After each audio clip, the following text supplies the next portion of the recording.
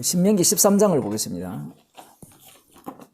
너희 중에 선지자나 꿈꾸는 자가 일어나서 이적과 기사를 네게 보이고 네게 말하기를 네가 본래 알지 못하던 다른 신들을 우리가 쫓아 섬기자 하며 이적과 기사가 그 말대로 이룰지라도 너는 그 선지자나 꿈꾸는 자의 말을 청종하지 말라. 이는 너희 하나님 여호와께서 너희가 마음을 다하고 성품을 다하여 너희 하나님 여호와를 사랑하는 여부를 알려하사 너희를 시험하심이니라. 여기까지 한번 보겠습니다. 이스라엘 백성 중에 이제 이스라엘이 약속의 땅에 들어가죠. 약속의 땅에 들어갈 때 그곳에서 어떤 자들이 일어나는가 하면 선지자나 꿈꾸는 자가 일어나죠. 꿈꾸는 자라고 할 때는 예언자예요. 몽상가가 아니고. 선지자나 이 예언자, 꿈꾸는 자가 일어날 건데, 그런데 이미 우리는 선지자를 알고 있죠. 모세. 지금 이 말씀이 왜 어려운가 하면 모세가 이미 선지자로서 이적을 행했습니다. 모델 케이스가 있죠. 이미 모세라는 선지자가 있고, 그 다음 이제 뭐 엘리야, 엘리사 여러 선지자들이 등장하잖아요. 그러니까 그들도 똑같이 예언자죠. 그들이 등장을 하는데 그들이 이적과 기사를 내게 보인다라고 하거든요. 그리고 이적과 기사를 보인다는 것은 능력이 없는 게 아닙니다. 그러니까 내가 봐라, 내가 하나님이 보내신 선지자다. 여기에서 중요한 것은 선지자가 중요해요.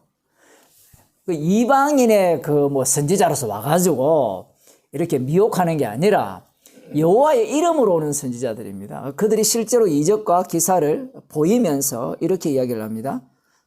네가 본래 알지 못하던 다른 신들을 우리가 쫓아 섬기자 하며 이적과 기사가 그 말대로 이룰지라도 너는 그 선지자나 꿈꾸는 자의 말을 청종하지 말라. 이는 너희 하나님 여호와께서 너희가 마음을 다하고 이렇게 나오거든요. 그 이들이 분명히 여호와 이름으로 온 선지자인데 이적과 기사를 행하면서 알지 못하던 다른 신들을 우리가 쫓자라고 할 경우에는 쫓지 말라는 거예요. 왜냐하면 여호와 하나님께서 너희를 시험하기 위해서 보낸 거짓 선지자라는 겁니다. 그런데 이 말씀 자체가 왜 어려운가 하면 하나님이 보냈죠. 보내면 그 시험에서 빠져나올 수 있을까요? 없을까요? 없다라는 게 문제예요. 사람들은 이런 본문을 보면서 이적과 기사를 행하면서 다른 신들을 섬기자 하면 따르지 않아야 되겠네 라고 이야기를 하지만 실제로 이적과 기사를 행하면서 다른 신을 섬기자고 하면 반드시 따라갈 수밖에 없습니다. 특히 이 북이스라엘이나 남유다를 보게 되면 그 당시의 거짓 선지자들은 여호와 이름으로 예언하는 선지자들입니다. 그러니까 여호와의 영이, 하나님의 영이 함께하는 자들로서의 선지자예요. 누가 봐도 참 선지자답죠. 오히려 진짜 선지자가 거짓 선지자처럼 대우받는 그런 시대를 살고 있습니다.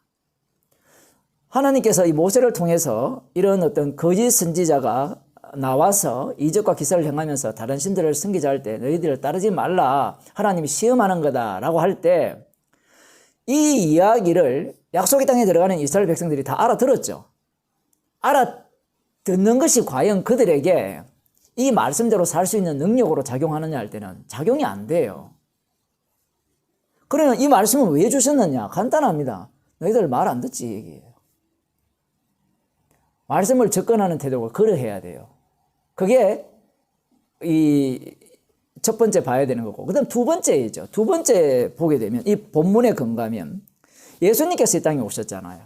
예수님께서 이 땅에 오셨을 때 실제로 이적과 기사를 행했습니다. 행하셨는데 그러면 우리는 그 예수님을 참 선지자로 신명기 18장에 나오거든요. 모세와 같은 선지자 하나를 세운다 했으니까 그 선지자로 봐야 되느냐 말아야 되느냐는 결정해야 되는 그런 상황에 놓이게 될 때 유대인들 입장에서는 어땠을까요? 유대인들은 이 말씀을 새기고 있는 겁니다. 언제? 예수님 당시에. 왜냐하면 자기들의 조상들이 이 말씀을 무시했잖아요. 그래서 우상숭배했기 때문에 멸망당한 거예요. 그런데 이 말씀을 자세히 들여다보니까 다른 신들을 섬기자 했으니까 이것은 우상숭배였다. 그러니 만일에 우리 중에도 만일에 이런 자가 나타나서 다른 신을 섬기자 한다면 그 자는 죽여야 된다라는 것이 그들의 지론입니다. 그래서 예수님이 이적과 기사를 행할 때 메시아라고 생각을 했잖아요. 많이 따랐잖아요. 그런데 문제가 있었죠. 자기 자신을 그리스도라 메시아라고만 했으면 별 문제가 안 생깁니다. 물론 그래도 문제가 생기겠지만 궁극적으로 아버지께서 일하시니 내가 일한다 해버렸어요. 자기 자신을 하나님과 동등으로 여겼고 자기 자신을 하나님이라 하신 거예요. 그러면 이 말씀에 근거하면 여호와 하나님만 섬기라 돼 있죠. 근데 예수님이 오셔서 나를 믿으라 해버립니다. 나를 믿으라 해버리니까 우상 숭배가 되죠. 다른 신을 섬기는 게 되는 겁니다. 그래서 예수님을 제거하는 거예요. 신기하죠, 말씀이라는 게. 말씀이라는 게 두 가지 작용을 합니다. 하나는 이스라엘 백성들이 약속의 땅에 들어갔을 때 이 말씀을 못 지키는 모습으로 작용을 해요. 율법 아까 많이 말씀하셨는데 이게 율법이잖아요. 그럼 이 율법에 근거하면 거짓 선지자의 말을 안 따라야 되잖아요. 그런데 하나님께서 일하시는 방식이 얄미워요. 꼭 거짓 선지자를 따를 수 있는 환경을 만들어 버립니다. 그럼 거기에서 어떻게 빠져나와요? 그런데 그 환경 속에서 못 빠져나오니까 우상숭배를 했을 거 아니에요. 그러면 언약대로 그들은 심판을 받는 겁니다. 그럼 심판을 받을 때 그 심판이 언약대로 받는 거니까 그 심판을 감사하게 여겨야 되죠. 갑자기 좀 어려운 이야기인데 언약대로 멸망을 당하잖아요. 멸망을 당한다는 것은 다른 이방 국가와 달라요. 언약 속에 있기 때문에 멸망당하는 거예요. 그러면 멸망당하는 일을 기쁘게 얘기해야 되죠. 그렇게 기쁘게 얘긴 분이 예레미야 선지자잖아요. 바벨론 포로로 잡혀가서 거기서 잘 먹고 잘 살아라. 이거 언약대로 진행되는 거거든요. 왜냐하면 언약을 배반했기 때문에 배반에 대한 심판은 반드시 받아야 되니까. 그런데 그들은 그걸 알지 못했죠. 그러나 그 이후에 바벨론 포로에서 돌아와서 남은 자들이 예수님 당시에 남은 자들이잖아요. 남은 자들 그들 입장에서 이 말씀과 자기들의 조상들이 한 행위를 볼 때는 이 말씀을 안 지켜서 그러하다는 거예요. 그래서 우리는 지켜야 된다는 겁니다. 그래서 아무리 예수라는 자가 기적과 이적을 행할지라도 자기를 믿으라고 하니까 그건 우상숭배에 해당되는 거예요. 그래서 예수님은 죽여야 되는 겁니다. 믿을 수가 없는 겁니다. 말씀이 희한하게 작동을 하죠. 말씀 지킨다고 하면서 죽이는 거죠. 안 지켜서 망했고 안 지켜서 망했고 지켜서 예수님을 살해하는 거예요. 그 율법이라는 자체가 우리에게 뭐 지켜라고 하는 게 아니라 예수님을 소개하는 거예요. 예수님을 증거하는 거고. 예수님이 심판주 되심을 증거하는 거죠. 그런 것들을 이 구약 백성들은 모르죠. 주님이 그들을 끌고 와서 그 역할로 이들을 배치했기 때문에 이들은 그 역할을 감당하는 겁니다. 그래서 예수님 당시에 그들은 구약을 부르는 안목이 어떤 안목이냐 할 때는 반성하는 안목이에요. 항상 반성. 제가 이 얘기를 왜 하는가 하면요. 기독교가 이런 식의 안목을 갖고 있는 거예요. 반성하는 안목. 그러했기 때문에 이러하지 않아야 된다. 그러했기 때문에 이러하지 않아야 된다. 그런데 그렇게 했기 때문에 이러하지 않아야 된다는 그 결과가 바로 하나님의 아들을 십자가에 못 박아 죽이는 결과를 이렇게 초래한 거예요. 자, 그래서 여기에서 지금 하나님께서 여호와를 사랑하는 여부를 시험하기 위해서 이 거짓 선지자를 보냈고, 그리고 여호와를 순종하며 그를 경외하며 그 명령을 지키며 그 목소리를 청종하며 그를 섬기며 그에게 복종하고 그 선지자나 꿈꾸는 자는 죽이라. 이는 그가 너희로 너희를 애굽 땅에서 인도하여 내시며 종되었던 집에서 속량하여 취하신 너희 하나님 여호와를 배반케 하려 함이라. 여기에 보면 오늘 우리 정인에 대해서 배웠는데 이 선지자는 여호와 하나님의 정인으로 와서 지금 이적과 기사를 행하는 거거든요. 그러면 이적과 기사가 이 다른 본문에는 뭐라고 하는가 하면 말은 했는데 이루어지지 않으면 그 가짜 선지자라 이렇게 되어 있거든요. 근데 여기에서는 이루었잖아요. 이루어도 가짜 선지자예요. 그럼 이걸 어떻게 분별하느냐? 분별할 능력이 있느냐 이 문제입니다.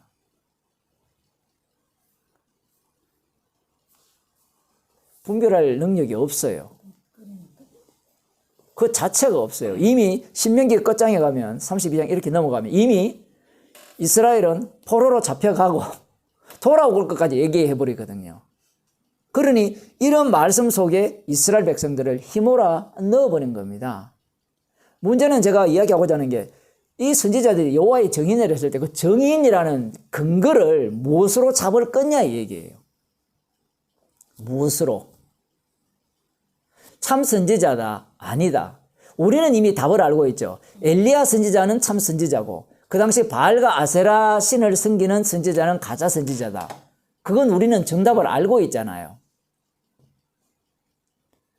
그런데 그들 눈에는 엘리야가 참 선지자로 보였을까요? 참 선지자로 보였다면 엘리야 말을 들었을 거 아니에요. 엘리사 말을 들었을 거다 말입니다. 참 선지자로 보였다면. 그런데 이적과 기사를 행했잖아요. 행했는데 왜 그 당시에 북이스라엘 왕은 그의 말을 안 들었느냐 이 얘기입니다. 이런 말씀이 있으니까. 이런 말씀이 있으니까 맞아요. 그렇게도 볼 수 있어요. 머리가 잘 돌아가거든요.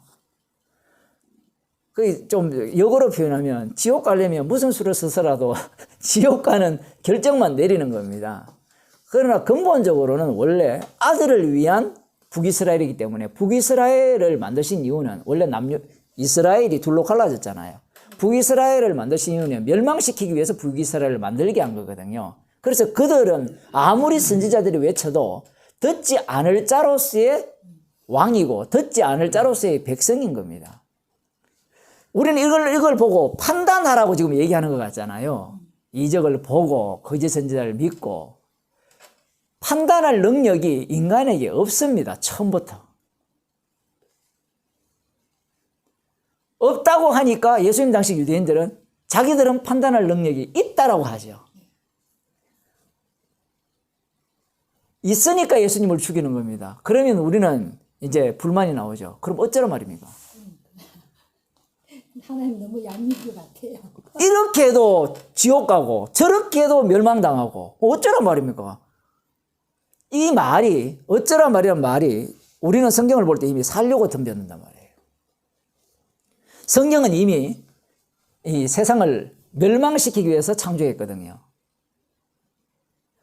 예수님께서 십자가에 달려 죽으심이 이 세상에 대한 심판입니다.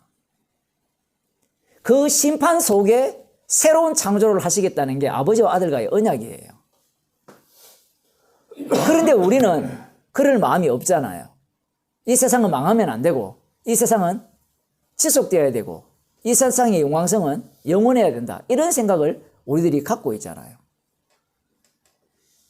그러다 보니 성경을 말씀이 이런 방법을 써도 망했고 저런 방법을 써도 망했다라고 하면 그래 망하는 게 마땅하구나.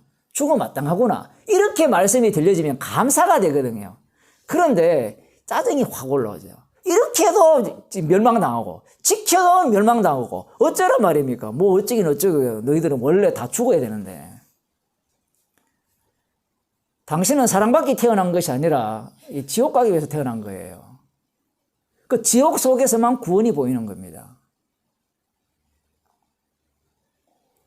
정인들이 왔을 때 정인들이 빛에 대해서 증거를 하잖아요. 증거할 때 어떻게 알아먹을 수 있습니까? 라고 우리가 질문을 할 수 있잖아요.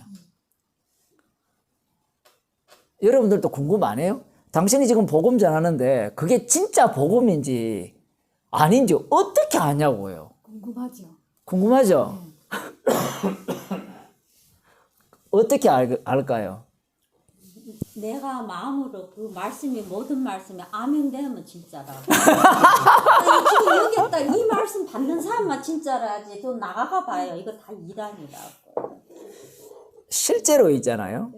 우리가 오해를 하지 말아야 되는 게 뭐가 오해하지 말아야 되는가 하면요.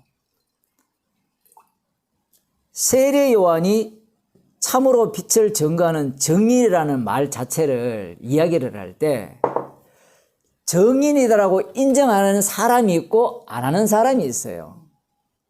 그래서 세례 요한은 그 증거하는 내용들, 그의 말과 언어들을 보니까 성경이 있으니까 그는 정인이다라고 이야기를 하죠.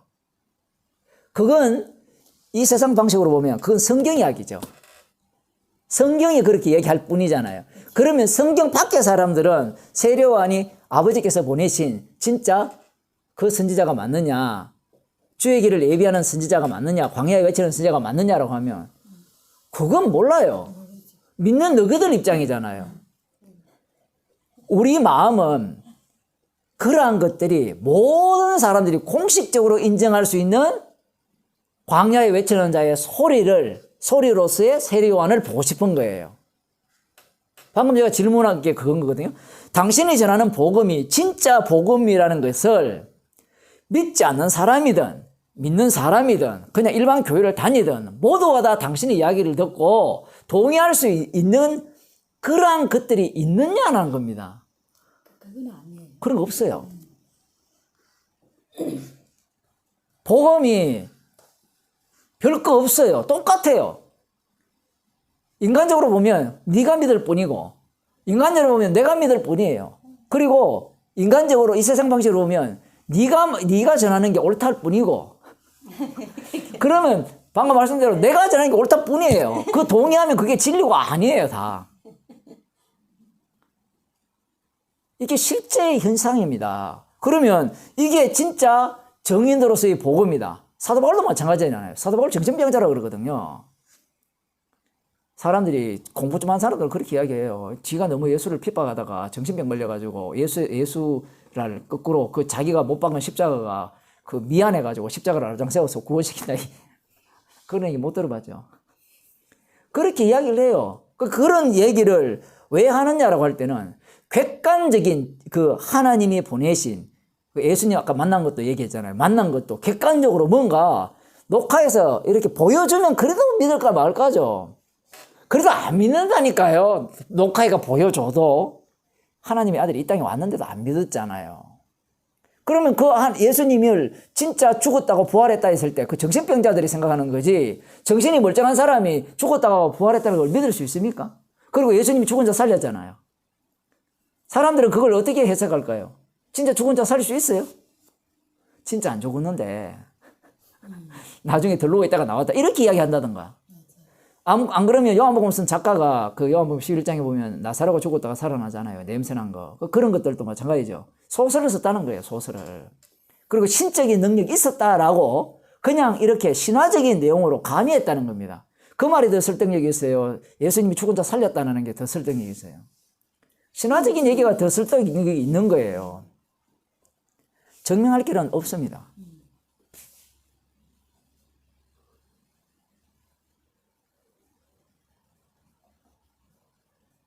그러면 예수님이 진짜 하나님의 아들인 걸 어떻게 아느냐? 어떻게 알까요? 예수님이 자기 증거를 하셨거든요. 계속해서 요한복음에서 자기를 증거했단 말입니다. 자기를 증거했을 때 그 예수님이 진짜 하나님의 아들인 걸 어떻게 알아요? 성령이 오세요. 그렇죠. 성령이 와야 됩니다. 성령이 온다는 말은요. 어떤 의미인가 하면요. 이 단절이에요. 연결고리가 없다라는 겁니다. 연결고리. 그러면 목사님, 저쪽 교회도 성령 받았다고, 이쪽 교회도 성령 받았다고, 그건 또 어떻게 구분합니까? 어떻게 구분해요? 구분하는 방법이 있죠. 십자가를 자랑하느냐, 자랑하지 않느냐, 이것뿐입니다. 그것밖에 없어요. 그것으로 분별하는 겁니다. 그래서 십자가 복음을 전하면 자신들의 본색이 드러나요. 자신들이 자기를 사랑하는지 안 그러면 받은 것이 있는지가 드러나게 돼 있어요. 그리고 아까 목사들 얘기를 쭉 했지만 목사들이 왜 그 목사도 뭐 처음에는 돈을 안 밝히다가 왜 그렇게 했느냐라고 하면 제가 볼 때는 처음부터 돈 잘 챙겼어요. 그걸 못 봐서 그렇고 숨기고 잘한 거고요. 나중에는 이제 뭔가 뭐 주식을 투자해가 망했든지 뭐 했든지 돈이 모자라니까 노골적으로 돈을 막 챙길 수도 있고 나이가 드니까 이제 더 그럴 필요도 없어요. 왜냐하면 다 자기 종이니까 노골적으로 말을 막 하는 거예요. 헌금하라, 돈 내라. 그래도 추종자들이 있거든요. 떨어져 나가는 게 자기한테는 더 유리해요. 이미 챙길 거 다 챙겼잖아요. 그런 경우도 있지만 어떤 경우에는 이런 경우가 있죠. 목사들 같은 경우에는 정말 어려워요. 목회를 하는데 어려워요. 실제로 그런 사람이 있어요. 이런 복음을 전하고 있었어요. 전하고 있는데 이런 복음을 전하면 헌금을 안 해요. 이거는 희한해요. 이런 복음 자체는 밥값 내세요, 조금 있다. 혼자 돈도 없는데 자꾸 밥값. 그러니까 이런 얘기까지 해야 될지 모르겠는데. 그래서 헌금을 안 하잖아요. 왜? 다 은혜고 주님이 다 하셨고 죄인이고 헌금 안 하는 결정적인 이유는 바치면 복이 와야 되는데 바쳐도 복이 안 와요. 그럼 헌금할 이유가 없잖아요. 아까 제가 효용성 이야기했잖아요. 성경 공부 왔을 때 뭔가 효용성이 있어야 오거든요. 효용성이 없으면 안 와요. 사람들이. 헌금도 마찬가지죠. 주일날도 마찬가지예요. 주일날 예배 드리러 오는 것도 효율적으로 따지면 교회 오는 것보다 인터넷 보는 게 100번 나아요. 요즘 사람들이 그렇게 생각하거든요. 그래서 예를 들어 이제 그분이 이렇게 설교를 했는데 헌금이 안 나오니까 사모님이 가만히 안 있는 거예요. 저 봐라, 저 인간들 다 복음 아멘 해놓고 전부 자기만 챙긴다. 통장에 돈이 모여있다. 내가 얼마나 공감이 되는지 모르겠어요. 그런 얘기를 계속 하는 거예요. 그런 목사가 설교가 바뀌는 거예요. 전도사님. 여자예요, 그분이. 남자예요, 목사님은. 여자는 사모님이고. 사모님이 이제 그렇게 얘기를 계속 하는 거예요. 하니까 남자가 뭐 별 거 있어요. 여자가 계속 하면 꼼짝 못 하잖아요. 맞죠? 안 그렇습니까? 그 설교가 바뀌는 거예요. 그럼 바뀌어서 돈 내라고 하는 거예요. 왜 그런가 하면 생계가 안 되잖아요, 생계가. 생계 자체가. 아니요, 저희는 돈 안 내는 거는요. 전도사님이요, 이러면 악나가 나중에 본성 드러나. 아, 저 지금 그 얘기가 아니냐. 아니요, 너무 앞으로 간다, 진짜. 그런 어떤 상황이 되니까 이제 본색이 드러나는 거예요. 이제 그 사람이, 복음으로 살다가 안하마 되잖아요. 그런데 인간이란 자체가요, 정말 악랄해요. 뭔가 하면요, 내가 설교를 하면요, 상대를 설복시키고 싶어 해요. 그리고 이게 진짜 복음이기 때문에 안다고 하면 나처럼 생각을 동일하게 해야 된다라는 생각을 갖거든요. 이거 무섭습니다. 주님이 그렇게 배치를 시켰거든요. 배치를 시켜놨는데 목사 입장에는 벌써 복음이란 자체가 자기 것이 되어서 자기를 위한 복음이 되어버린 거예요. 설교자가 진짜 위험한 거예요. 자기도 모르게 자꾸 뭘 요구하는가 하면 진짜 복음이라는 것은 모든 것을 잃어도 좋다잖아요. 여러분 설교자가 되면 똑같이 이 얘기할 겁니다. 그런데 잃어도 좋은데 그건 말뿐이야. 그래서 별명이 말뿐이에요. 이름도 이뻐요, 말뿐이. 그래서 말뿐이니까 설교자가 이제 기분 나쁜 거예요. 저 봐, 복음 한다는 게 뭐 저렇게 살아. 헌금도 안 하고. 똑같은 정죄가 나와요, 똑같이. 봐, 복음 전하는 목사도 챙기지도 않고. 그럼 내가 설교 안 하면 너가 어떨 것 같은데? 그러면서 이제 갈라디아서 히브리서 다 끄집어내죠. 말씀을 전하는 자, 잘 알죠? 저보다 성경 잘 외우죠? 말씀을 전하는 자와 각양 좋은 것으로 같이 하고, 뭐, 어쩌고저쩌고, 이렇게 다 끄집어내는 거예요. 그러면, 파산해죠, 믿음에서 벌써. 주님이 그렇게도 바뀌게 하십니다. 그러니까 복음을, 십자가를 전한다고 하더라도 마찬가지예요. 성령께서 하신다는 말은 주도권이 주님께 있는 거지, 십자가신 주님께 있는 거지, 내 쪽에 없다라는 겁니다. 그럼 목사님, 당신도 그렇게 될 수 있지 않습니까? 라고 물으신다면 주님이 끌고 가면 가야 돼요. 왜냐하면 서다가 버리는 카드면 버려져야 돼요. 내가 뭔데요? 아무것도 아니잖아요. 그렇게 주님이 일을 하는 겁니다. 정인, 주님이 보내신 정인이라 했을 때 그 사람이 진짜 목자냐, 안 그러면 양의 탈을 쓴 목자냐라고 할 때는 사도행전 20장에서는 하나님의 피로 사신 교회라 하거든요.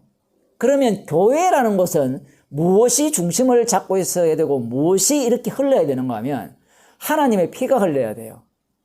어린 양의 피가 흐르는 것이 교회거든요. 어린 양의 피가 흐르려면 죄가 드러나야 되겠죠. 그러니 설교자는 끊임없이 죄를 고발하는 겁니다. 그래서 십자가를 계속 외치게 되죠. 사도 바울이 쓴 편지들을 보면, 베드로의 편지를 보면 다 죄를 고발하는 거예요. 거기에는 뭐 좋은 말 하는 것 같죠. 서로 사랑하라. 이 말은, 서로 사랑하는 말은 서로 사랑 안 한다는 걸 전제로 해서 그 얘기를 하는 거 아니에요. 맞죠? 서로 용납하라는 것도 듣기 좋으면 되게 듣기 좋은 말 같은데, 이미 우리를 무엇으로 봅니까? 너희는 서로 용납 안 하고 있다. 그걸 근본으로 깔아놓고 책망하면서 들어오는 거예요. 그럴 때 십자가 앞에서 우리 죄인이 되잖아요. 그럴 때 용납이 되거든요. 이해하셨어요? 서로 용납하라 할 때는 용납 못해요. 왜? 서로 용납해버리면 어떤 결과가 되는가 하면, 내가 네 용납했는데 네 왜 내 용납 못해? 이래 나와요. 죄인 되면, 내 용납 안 하는 게 당연하구나. 감사하는 거예요. 지금 그런 말씀들이 우리한테 쏟아지거든요.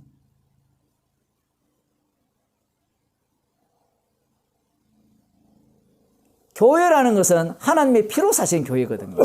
그러면 그 피가 흘러야 되죠. 그 진짜 목자냐 가짜 목자냐 할 때는 피를 증거하느냐 증거하지 않느냐라고 이렇게 분별이 되는데, 그러면 십자가 피만 자꾸 외치면 되느냐? 그건 아닙니다. 그거는 누구나 다 하는 일일 수 있죠. 그럼 어떻게 해야 되는가? 죄를 고발해야 되죠. 죄를 고발한다는 것은 율법적으로 공격하는 게 아니에요. 율법적으로는 성화론자들이 잘하죠. 당신 그렇게 못 사니까 당신은 죄인이야 이렇게 들어가는데, 십자가가 개입되어 버리면 뭘 해도 죄가 되죠. 말씀을 들어도, 진짜 복음을 전해도, 정말 진짜 내가 은혜로 기도를 해도, 은혜로 봉사해도, 은혜로 섬겨도 다 십자가 앞에서는 죄인이 돼요. 이걸 그래 어떻게 견디겠어요? 성령이 없는 사람이. 나밖에 모르는 인간이 어떻게 자기를 부인하겠느냐 이 얘기입니다. 그러한 복음들을 쏟아내는 거예요. 사도 바울 보세요. 자기가 자기를 공격하거든요. 갈라디아서에서는 하늘에서 내려온 천사를 할지라도 내가 전한 복음에 다른 복음을 전하면 저주를 받을지어다라고 하거든요. 자기 자신이 전한 복음에 자기 자신이 뭐예요? 저촉을 받는다면 지옥 간다 얘기거든요.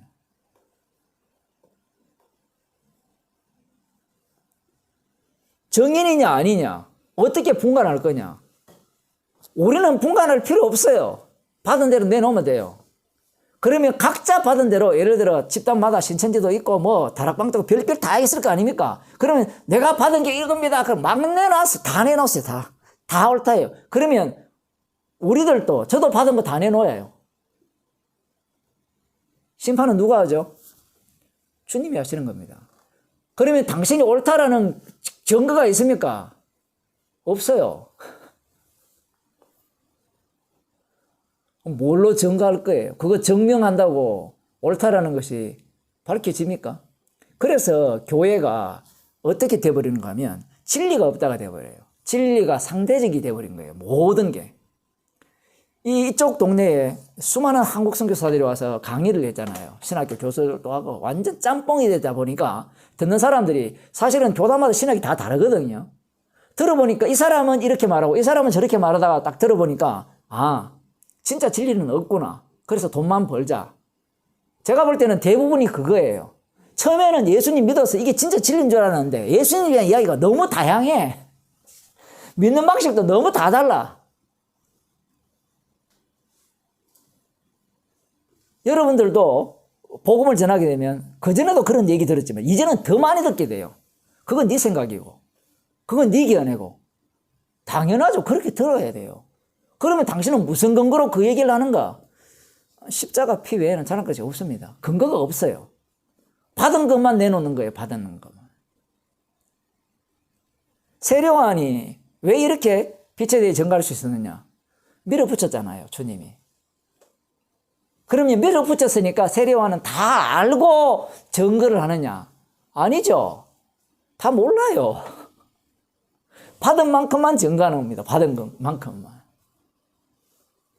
상대가 네가 그 보냄받은 증거 대라 이렇게 이야기하면 예수님에게도 그렇게 요청하잖아요. 네가 하나님의 아들이라면 돌로 떡덩이 만들어라. 그게 마귀가 그 일을 하잖아요. 그 마귀의 일을 사람이 하잖아요. 요한복음에서는 네가 하나님의 아들이면 진짜 네가 메시아면 정말 메시아다운 증거를 보여라. 보여줬죠. 보여주니까 그들은 그게 진짜 메시아라고 알아서 메시아로 받았습니까? 안 그러면 악마적 사고로 메시아로 이해했습니까? 악마적 사고로 메시아를 이해한 거예요. 예수님은 십자가를 이렇게 증거했는데 그들은 십자가가 보이는 것이 아니라 악마가 요구한 하나님의 아들이라면 돌로 떡덩이 만들고 기적을 행하고 죽은 자 살리고 그러한 것들을 해보라는 입장으로서 예수님을 이해한 겁니다. 아무리 많은 증거를 내줘도 믿을 수가 없어요. 왜? 소경되게 했기 때문에 그래요. 선악과를 먹은 자들이 눈이 떠졌잖아요. 눈이 밝아졌다 했잖아요. 눈이 밝아졌다는 말을 주님 쪽에서는 뭐라고 하는가 하면 이사야 쪽에서는 이미 너희들은 눈이 감겼다라는 얘기예요. 그런데 눈 머리 뜨고 있는데 눈 감겼다 해보세요. 너 미쳤나 이야기할 거 아닙니까? 실제로 잘 들리잖아요. 다 들리죠. 들리는 사람 보고 당신 기머거리야 하면 저 미친놈 이야기할 거 아니에요. 근데 성경이 지금 그 얘기를 하는 거예요. 너희들 보느냐? 소경이다. 듣느냐? 기머거리다. 이렇게 나와요. 누가? 예수님이. 그래서 보는 자들은 보지 못하게 하고 보지 못하는 자들은 보게 한다는 거예요. 그럼 여기에서 보는 자들은 누굽니까? 요한복음 10장에 나오죠. 보는 자들 누굽니까? 9장입니까? 보는 자들이 그 당시에 유대인들이죠. 눈 뜬 자들. 그러면 보지 못하는 자가 누굽니까? 없어요. 소경도 아니에요, 사실은. 소경은 하나의 그 연극 배우입니다. 왜냐하면 소경도 눈을 떠버리게 했잖아요. 눈을 떠버렸을 때 그 소경이 예수님을 알아봤습니까? 몰라봤습니까? 몰라보죠. 예수님이 직접 찾아가셔서 눈을 뜨게 해주잖아요. 눈이 떠졌다. 소경으로서 눈이 떠졌다가 눈이 떠진 게 아니고 그 눈 떠진 것이 주님이 찾아오니까 이게 소경이라는 것을 알게 된 것이 눈 떠진 거예요. 복잡하죠. 사도 바울이 실제로 그 모습을 보여줬거든요. 다메섹에 이야기했잖아요. 예수님을 만나고 난 뒤에 눈이 가버렸죠. 봉사 만들었잖아요. 주님이 일을 희한하게 합니다. 봉사 만들어가지고 눈에 아나니아가 기도하니까 눈에 비늘이 떨어졌잖아요. 눈을 뜨게 해줬잖아요. 그 눈뜸을 뭘로 보는가 하면 중생으로 봐요. 거듭남으로 보는 거예요. 네가 지금까지 눈 뜨고 있었니? 아니야. 그게 바로 소경이야. 그러면 진짜 눈뜸이 뭔지 아니? 눈을 딱 뜨게 해주니까 사도 바울은 자신을 뭐로 봅니까? 죄인 중에 개수로 보죠. 근데 눈을 뜨게 해주기 전까지는 자기는 의인 중에 의인이고 바리새인 중에 바인이요. 율법에 이르는 흠이 없는 자고 천국 백성으로서는 1등으로 들어갈 사람이라는 겁니다. 그럼 이런 일이 어떻게 가능합니까? 성경 공부하면 됩니까? 안 돼요. 그럼 안 하면 됩니까? 안 해도 안 돼요. 사람들은 그런 생각을 많이 하거든요. 제가 이렇게 하면 공부해서 안 된다니까. 아, 공부 안 해도 되겠네요. 공부 안 하면 영원히 안 돼요. 왜냐하면 믿음은 들으면서 나기 때문에. 그러면 목사님, 로마서 말씀대로 믿음은 들으면서 나고 들으면 하나님께서 하나님 말씀으로 나니까 그러면 듣고 말씀으로 하면 우리가 믿음이 생깁니까? 그거 아니에요. 주님이 일하는 방식은 듣게 해가지고 아, 들어서 믿음이 생기는 게 아니구나. 그런 식으로 믿음을 주십니다. 그리고 듣게 해서 못 믿게 하죠. 예수님께서 오셔서 다 듣게 했잖아요. 그러면 예수님이 하나님 말씀이니까 다 들었잖아요. 들으면서 믿음이 났습니까? 아니죠. 절대로 안 나요. 들으면서 안 나고 성령을 주셔야 나죠. 주님이 일하시는 방식이 그런 방식이에요. 왜 그러면 그렇게 하느냐? 부정할 거리를, 부인할 거리를 중간에 집어넣는 거예요. 뭘 부정해야 되는가 하면, 야, 내가 어떤 목사님을 만났는데 진짜 복음을 전하는 목사님이어서 그 목사님이 진짜 복음을 잘 전해줬기 때문에 내가 복음을 깨닫게 되어서 그래, 나도 이 복음을 잘 전해서 깨닫게 해야지. 이걸 날리기 위해서입니다. 그래서 주님은 과정을 집어넣는 거예요. 사람을 중간에 집어넣는 거예요. 정인을 집어넣는 겁니다. 그래서 나는 빛이 아니오라는 것을 정인 속에서 고백해 하는 거예요. 그래야만 십자가가 돋보이게 되는 겁니다. 십자가는 절대로 그냥 돋보이지 않아요. 죄가 나와야 은혜가 넘치죠. 십자가의 사랑이 넘치게 되는 거예요. 그래서 정인이, 빛이 아닌 정인이 들어가야만 구원을 정인이 한 것이 아니라, 복음을 정인이 전한 것이 아니라 주님이 친히 증거하십니다라는 고백을 그 정인을 통해서 끄집어내는 겁니다. 주님은 그런 식으로 영광을 받아요. 그러면 또 반대로 그렇게 하려면 우린 반드시 정인이 돼야 되겠네요 라고 하면 주님 뭐라 할까요? 너 필요 없다 얘기합니다. 이미 그가 그런 말을 하는 의도를 주님이 다 알아요. 계속해서 자기 영광, 자기 구원, 자기 확신, 자기가 이 가치가 있습니다라는 것을 뽐내려고 하거든요. 실제로 정인을 보내주더라도 인간은 그 정인을 정인으로 알아볼 수 있는 눈이 없습니다. 사도행전을 보면 사도들이 복음을 전하죠. 복음을 전할 때 복음을 듣는 자들이 알아봅니까? 몰라보죠. 그런데 그 전하는 속에 그냥 있다 보니까 뭔가 휘말리죠. 말씀 속으로. 그 간수 같은 경우에도 재밌는 거거든요. 빌립보에 가서 복음을 전했잖아요. 그 떠들썩 했단 말이에요. 그러면 소문도 다 들었을 거 아니에요. 그때까지만 해도 안 믿어요. 그런데 이게 재수없게 걸려가지고 바울과 실라 감옥에 들어갔네요. 들어갔는데 기도하는 중에, 찬송하는 중에 옥문이 열리고 지진이 났단 말이에요. 근데 어떤 죄수도 도망 못 가게 주님이 조치를 다 해놨습니다. 그런 상황에서 주님께서 그를 구원하는 방식으로 작동을 하죠.